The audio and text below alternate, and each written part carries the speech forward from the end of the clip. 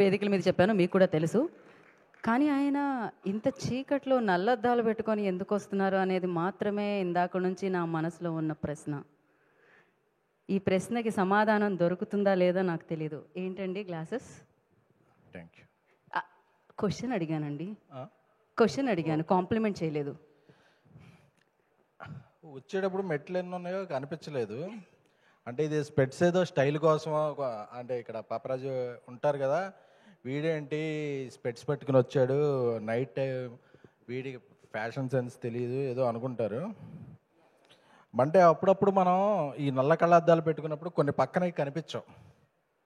So నేను పర్సనల్గా feel అయింది తెలుసు కదా, చూసినప్పుడు చాలామందికి ఈ సినిమా గొప్పతనం కూడా కనిపించలేదేమోనని ఈ స్పెట్స్ పెట్టుకున్నా. ఇప్పుడు ఈ స్పెట్స్ తీసి చూస్తే this is a gem of a film, అది చెప్పడానికి నేను పెట్టుకొచ్చాను.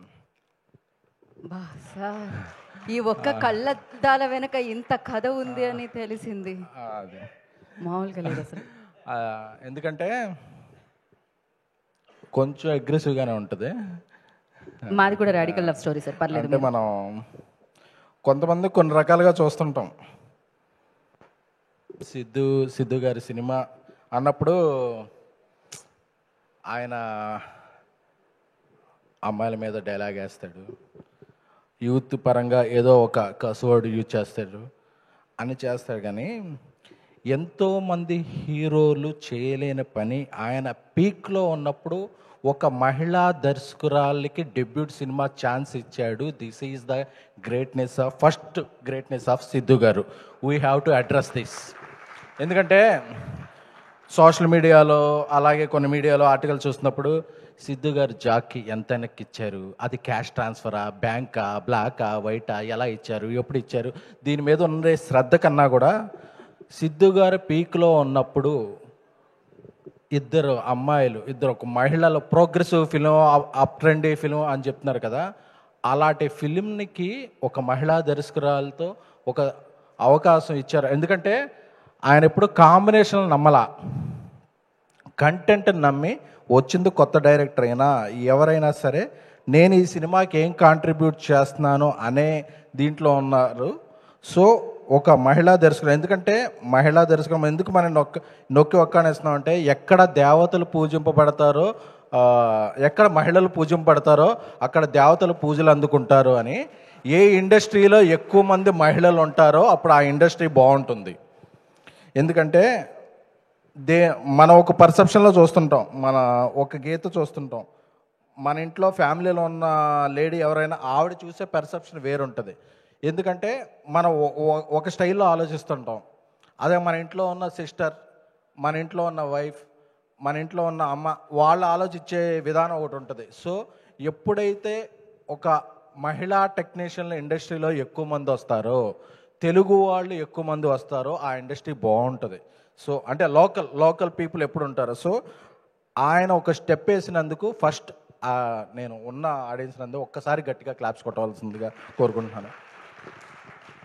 ఎందుకంటే మనం అంతా ఒక టాక్సిక్ మెంటాలిటీలో గడిపోయాం. ఏదన్నా సినిమా వస్తుంది, చూద్దాం వీడేం తీసాడు, అసలు మనం లాస్ట్ టైం అది తీసాడు కాబట్టి ఇప్పుడు ఏం చేశాడు అంటే, ఈ రంధ్రాన్వేషణ దీంట్లోకి వెళ్ళిపోయాక ఫస్ట్ హాఫ్ ఎలా ఉంది, సెకండ్ హాఫ్ ఎలా ఉంది, క్లైమాక్స్ ఎలా ఉంది, అరే అది కాదురా మొత్తం ఎలా ఉంది అనేది ఇది తప్ప.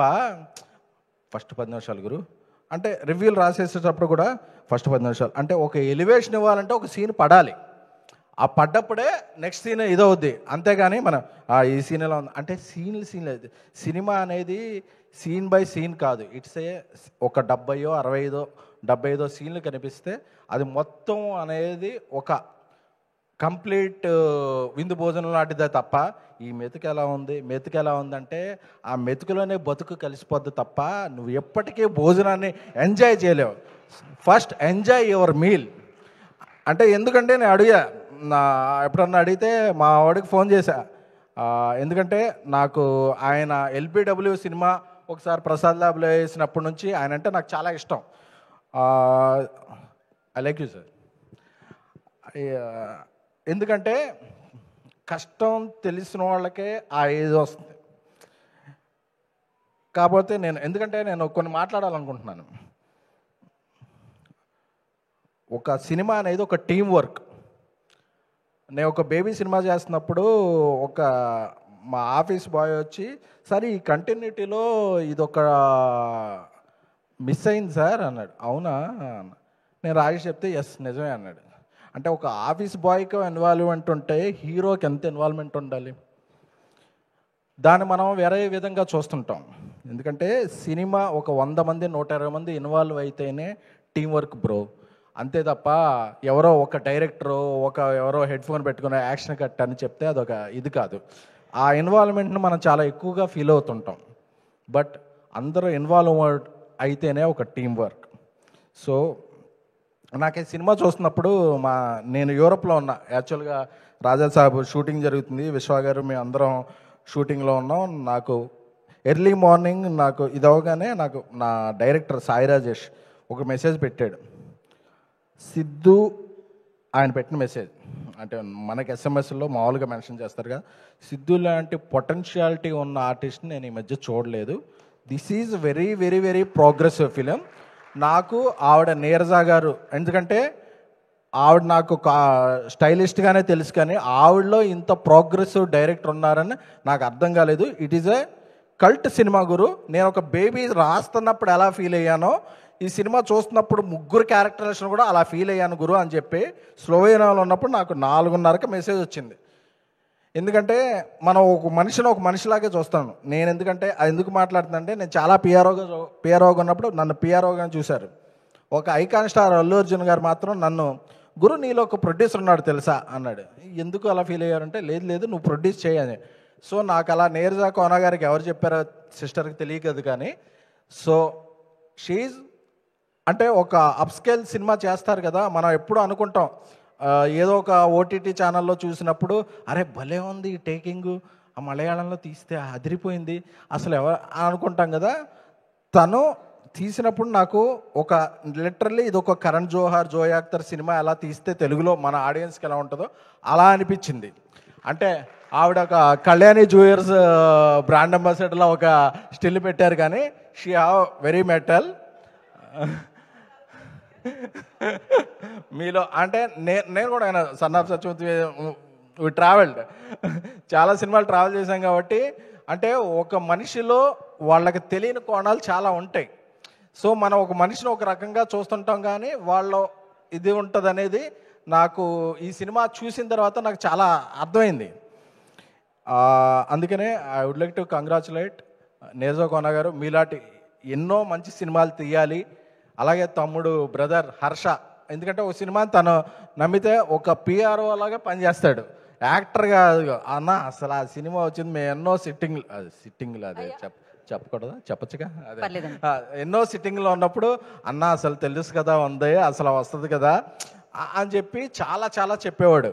అలాగే తమన్ మ్యూజిక్ డైరెక్టర్, అంటే నాకు తెలిసి దీపావళికి చాలా సినిమాలు వచ్చి ఉండొచ్చు, ఇన్ని చార్ట్ బస్టర్ సాంగ్స్ ఉన్న సినిమా అయితే మాత్రం తెలుసు కదా. ఎందుకంటే ఒక మల్లికా గంధ సాంగ్ అయితే ఏంటి, వేరే సాంగ్లు ఏంటి అన్నీ మాస్టర్ చేశారు. ఒక మహిళా కొరియోగ్రాఫర్ రామ్జోగ్ గారు అద్భుతమైన సాంగ్ చేశారు, కాసల్ శ్యామ్ గారు అద్భుతమైన సాంగ్ చేశారు. అప్పుడప్పుడు మైత్రి శశి గారు రూడ్గా కనిపిస్తారు, కానీ he's dude, he's cool dude. So అలా ఇక్కడ మన బండ్ల గణేష్ గారు ఉన్నారు. సో ఆయన ఇప్పుడు ఏం మాట్లాడతారో ఎవరికి తగులుద్దో అని చెప్పి టెన్షన్ అవుతుంటుంది. బట్ అన్న ఒక మేధావి యొక్క మౌనం దేశానికి ప్రమాదకరం అని ఠాగూర్ సినిమాలో చిరంజీవి గారు చెప్పారు. సో ఒక మీలాంటి ప్రొడ్యూసర్ ప్రొడక్షన్కి దూరంగా ఉండటం ఇండస్ట్రీకి ప్రమాదకరం. అందుకని మీరు ఎన్నో మంచి సినిమాలు చేయాలి, పెద్ద సినిమాలు చేయాలి, కాంబినేషన్లు చేయాలి అని చెప్పి మేము కోరుకుంటున్నాం. ఎందుకంటే నేను చాలాసార్లు కళ్యాణ్ బాబు అభిమానిగా చూస్తున్నప్పుడు ఎప్పుడు గబ్బర్ సింగ్ స్టార్ట్ అయినప్పటి నుంచి ఎలా ఉంటుంది తమ్ముడు అదే పగిలిపోద్ది అని బీప్ అని చెప్పేవాడు ఆయన. సో అది మేము మా ఏలూరులో అందరు ఫ్యాన్స్ అందరికీ చెప్పి అన్న గణేష్ అని చెప్పాడు ఈ సినిమా వేరే.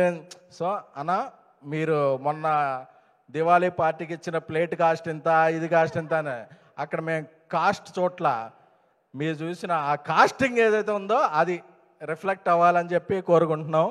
అలాగే కోన వెంకట్ గారు అంటే ఆయన సపోర్ట్, ఆయన మంచి మనసు అందరికీ తెలుసు. అలాగే మా సందీప్ రాజ్ ఎప్పుడు వస్తున్నాను అదే మా పీపుల్స్ మీడియా విశ్వప్రసాద్ గారు, ఎందుకంటే అందరూ చాలా ఇదిగా ఈయన ఎన్ని సినిమాలు చేస్తున్నారు, అన్నం పెట్టారు, అన్నం కాదు, ఆయన యూరోప్లో పాస్తా పెట్టారు, నూడిల్స్ పెట్టారు, వాట్ ఎవర్ గార్లిక్ బ్రెడ్ పెట్టారు. అంటే ఒక యూనిట్ అందరికీ ఒకటే ఇది కాకుండా అన్నీ వాళ్ళు ఎవరి టేస్టులు తెలుసుకుని పెట్టారు. ఎందుకంటే ఇండస్ట్రీలో ఎప్పుడూ కూడా ఒక ఫ్యామిలీలో ఒక తండ్రి బాగుంటే ఫ్యామిలీ బాగుంటుంది, అలాగే ఇండస్ట్రీలో ఒక ప్రొడ్యూసర్ బాగుంటే ఇండస్ట్రీ బాగుంటుంది. అలాగా ఈ సినిమాకి నేను ఎంత పెట్టానో, ఎంత వచ్చింది, దీన్ని ఎలా అమ్ముకున్నాను క్యాలిక్యులేషన్లు ఎప్పుడూ ఆయన చూసుకోవాలి. ఆయనకి సినిమా అంటే అమ్మకం కాదు, నమ్మకం. సో అలాంటి నమ్మకం ఉన్న ప్రొడ్యూసర్ ఎవరంటే విశ్వప్రసాద్ గారు. ఆయన విజన్ వేరు. ఎందుకంటే ఎప్పుడు కూడా ఈ సినిమాకి ఇంత పెట్టేసుకుంటే ఇంత వచ్చేద్ది, మనం ఇలా తీసుకుందాం అన్నది కాదు. నాకేం వచ్చినా I have to make quality films అని చేస్తున్నారు. కాబట్టే రేపు మధ్యాహ్నం తర్వాత రాజాసాబ్ పోస్టర్ వస్తుంది, బర్త్డే స్పెషల్ పోస్టర్. ఆ పోస్టర్ రాగానే జనవరి 9న ఆ సినిమా సాధించే సంచలనాలు ఏంటో అందరికీ ఒక గ్లింప్స్ వచ్చేస్తుంది అనమాట. సో అలాంటి విశ్వప్రసాద్ గారు బాగుండాలి, పీపుల్స్ మీడియా ఫ్యాక్టరీ బాగుండాలి అని కోరుకుంటున్నాను. అలాగే ఈ సినిమాకి ఇక్కడ చూస్తుంటే బాగుంది, విఎస్ అని వంశీ శేఖర్ అని ఒక ఎంబ్లం వేశారు. ఒక పిఆర్గా ఇది స్టార్ట్ చేశారు కాబట్టి ఆ ఎంబ్లం చూస్తే వంశీకి, శేఖర్కి, తేజుకి ఐఎమ్ వెరీ వెరీ హ్యాపీ. ఎందుకంటే you made A mark, you made A brand. So let's continue that. So ఫైనల్గా ముగించే ముందు చెప్పదలుచుకుంది ఏంటంటే సినిమా చాలా బాగుంది. అంటే మనం ఈ సినిమా గురించి కొన్ని వర్డ్స్ వింటున్నాం, సరగోసి అని, అప్ ట్రెండ్ ఫిల్ అని, ఇలాంటివన్నీ వాడుతుంటే మన మాస్ అనుకుంటారు, ఓహో ఇది మాది కాదేమో. ఇది కాదు, పక్కా మాస్ సినిమా. ఇద్దరు అమ్మాయిల మధ్య ఒక కుర్రోడు, అది మన టిల్లు చిక్కుకుంటే ఎలా ఫేస్ చేస్తాడు అనే చేసే సినిమా. అంటే మనం ఒక సాఫ్ట్ టైటిల్, అంటే ఒక అగ్రెసివ్ టైటిల్ పెట్టినప్పుడు మన ఇంపాక్ట్ అది మనం చూసేలేము. అంటే ఒక సాఫ్ట్ టైటిల్ పెట్టాం కదా అని చెప్పి మీరు తెలుసు కదా అని మీకు తెలుసు అనుకుంటున్నారా? మీకు ఎవరికే తెలియదు, చూసిన వాళ్ళకే తెలుస్తుంది, చూసిన వాళ్ళకే ఈ సినిమా తెలుస్తుంది. నేను ఈ రోజుల్లో నుంచి భలే భలే మగాడు నుంచి, ప్రతిరోజు పండుగ నుంచి, ట్యాక్సీ వాళ్ళ నుంచి, బేబీ వరకు నేను సినిమాలు చేశా. ఎన్నో ఫంక్షన్లకు వెళ్ళి ఈ సినిమా బాగుంది బాగాలేదు అని చెప్పాను. ఎప్పుడు బాగోపోతే ఎందుకంటే వాళ్ళ కింద వేసుకుంటాను, ఎప్పుడు సోషల్ మీడియా అనుకోండి. మీరు తెలుసు కదా సినిమా చూస్తే ఈ 2.5 గంటలు కూడా, మీరు 2 గంటల 2 నిమిషాలు కూడా మనకి టిక్కెట్కు వర్త్కు పైసా వసూల్ అని అనుకుంటారు. ఎందుకంటే we have very few actors in stars. Siddhu గారు ఈజ్ యాక్టర్ ప్లస్ స్టార్. మీరు ఎవరు ఏం అనుకున్నా సరే ఈ హెడ్డింగ్ మార్క్ చేసుకోండి, సిద్ధు గారు is a actor plus star. ఆ సినిమా ఒకరోజు ఎంత చేయొచ్చు, ఆ తర్వాత రిలీజ్లో ఇది మేము క్లాసిక్ సార్ ఆ రోజు మిస్ అయిపోయాం ఆ లాంగ్వేజ్ సినిమా అని అనుకోవచ్చు. ఎందుకంటే అప్పుడు అనుకుంటారు టాలీవుడ్ ఫెయిల్డ్ హియర్ అని. టాలీవుడ్ ఫెయిల్ చేయొద్దు, Tollywood should win and watch. తెలుసు కదా అంటే ఒక 6 నెలల తర్వాత 1 ఇయర్ తర్వాత అనుకుంటారు అర్రే ఈ సినిమా మనం చూడలేదని. అంటే ఇప్పుడు నెట్ఫ్లిక్స్లో వస్తుందని ఆగద్దు, నెట్ఫ్లిక్స్లోకి వచ్చే ముందు మీ చిక్స్తో మీరు వెళ్ళి సినిమా చూడండి. తెలుసు కదా అంటే అందరూ కూడా ఈ సినిమా ఈ దీపావళికి విన్నర్ విన్నర్ అని అంటున్నారు, but it will be money spinner. Thank you. బా ఎస్కేఎన్ గారు, ఎస్కేఎన్ అంటే స్పీచ్ల కింగ్. అంటే ఎస్కి కేకి చెప్పాను, ఎన్ ఏంటి అంటారా?